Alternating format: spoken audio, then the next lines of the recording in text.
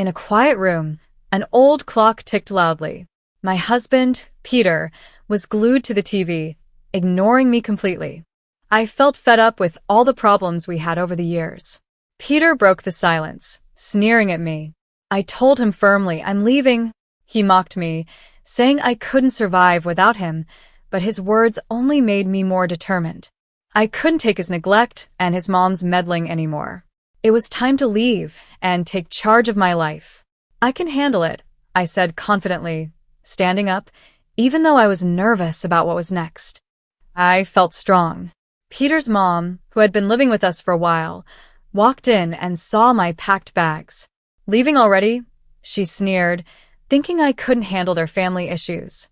I ignored her and grabbed my bags, heading for the door. Peter just sat there, saying, "You'll be back.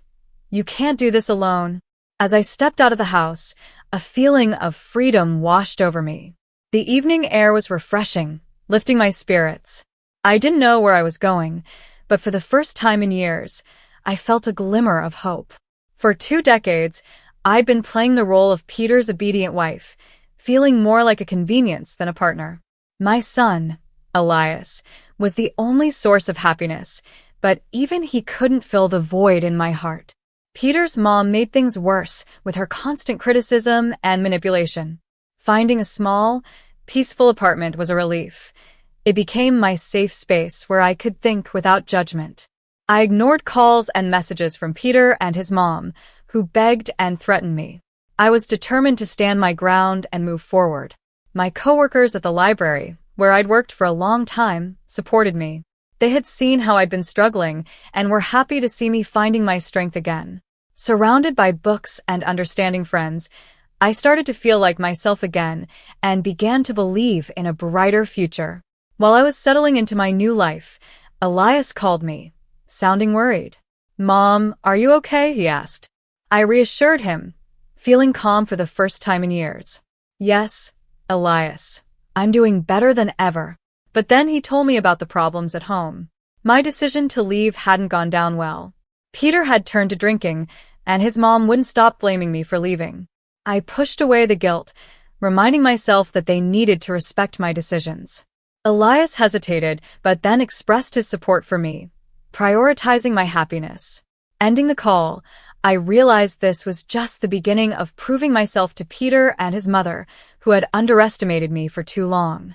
It was time they saw I wasn't the obedient woman they thought I was. My journey to self-discovery and independence had only just begun.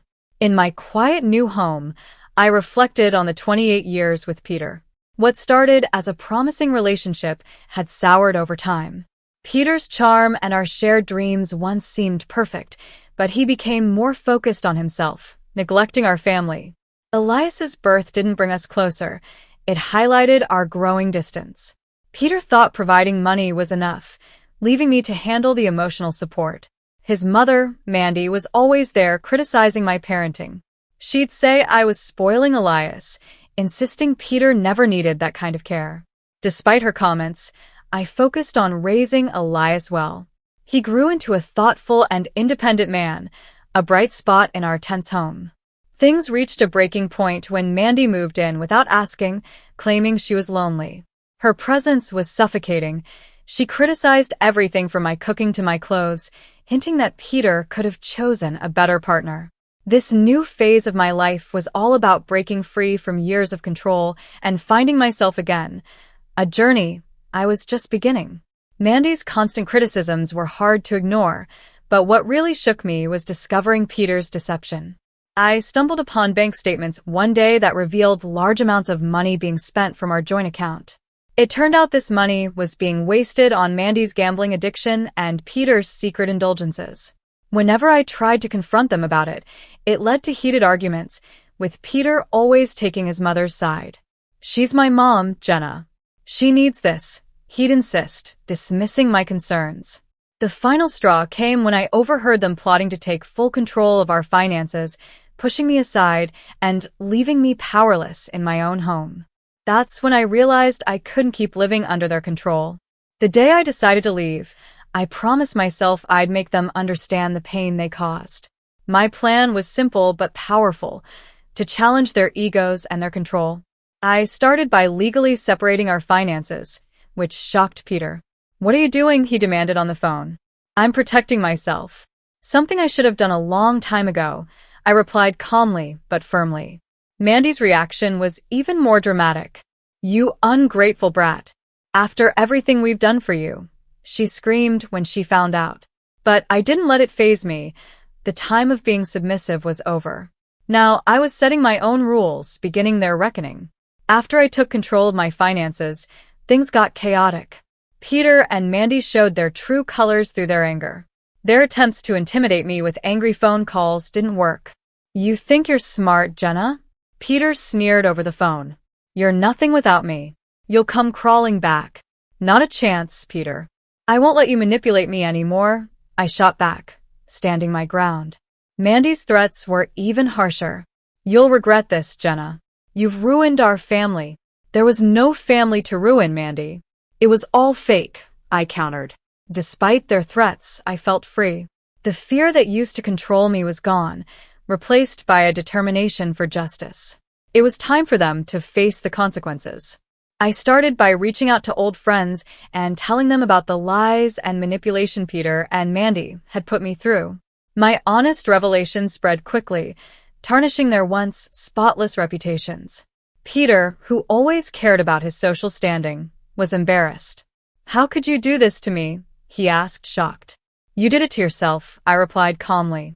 "I'm just telling the truth." Mandy faced the community's disapproval too. "You've made us outcasts," she accused, seeing it as a fight. But I wasn't afraid of her anymore. "No, Mandy, this isn't a fight. It's about being responsible for your actions."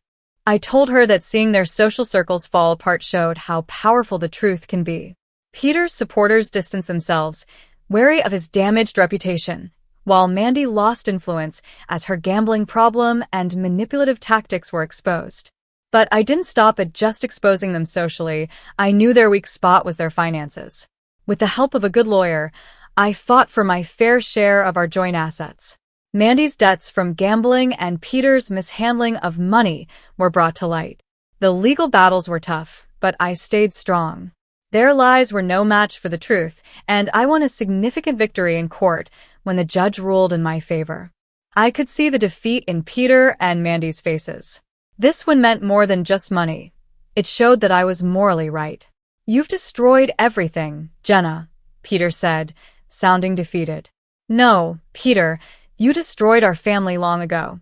"I'm just picking up the pieces," I replied, leaving the courtroom. Feeling free for the first time in years, I was filled with hope for a future without the weight of my past.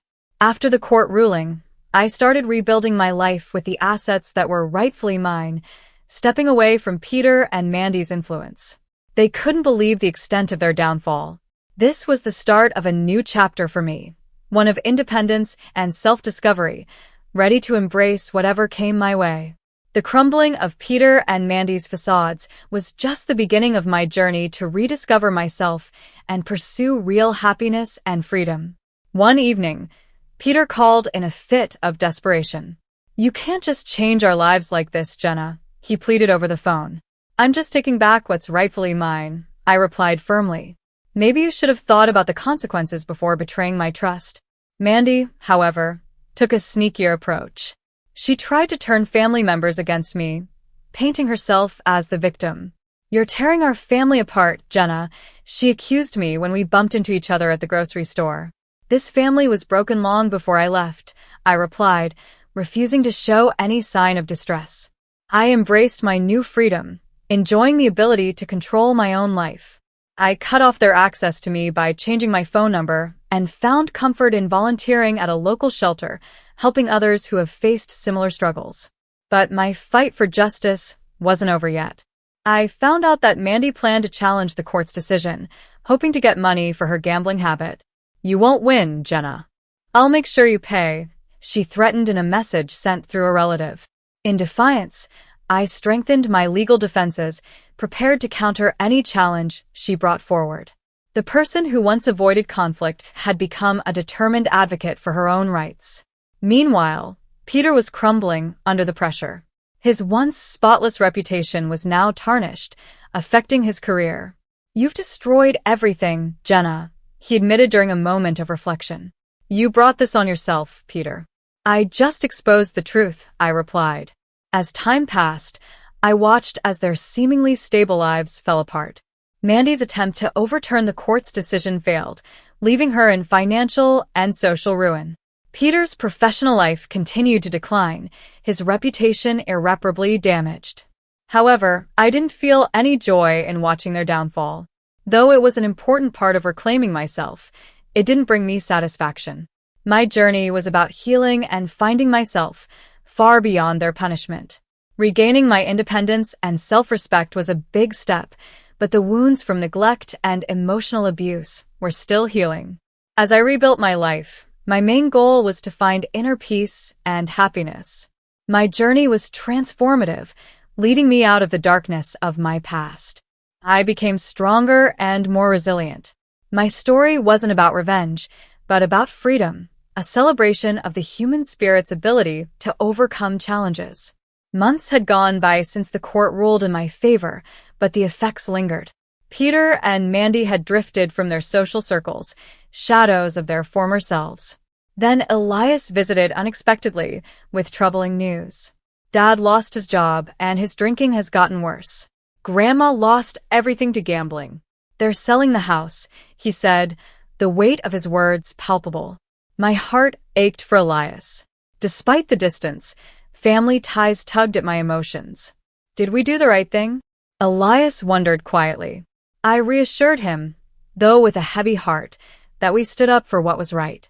They made their choices. I didn't find satisfaction in Peter and Mandy's downfall. Instead, it reminded me of the importance of living with integrity and respecting others. In the following weeks, rumors spread about the sale of their house, signaling the end of their decline. Peter struggled to find work because of his damaged reputation, and Mandy was isolated as her addiction became known. One evening, I ran into Peter during a walk. He looked like a different person, defeated. "There's nothing to say," he finally said, sounding defeated. This brief encounter was powerful. It showed how much our lives had changed because of the choices we made.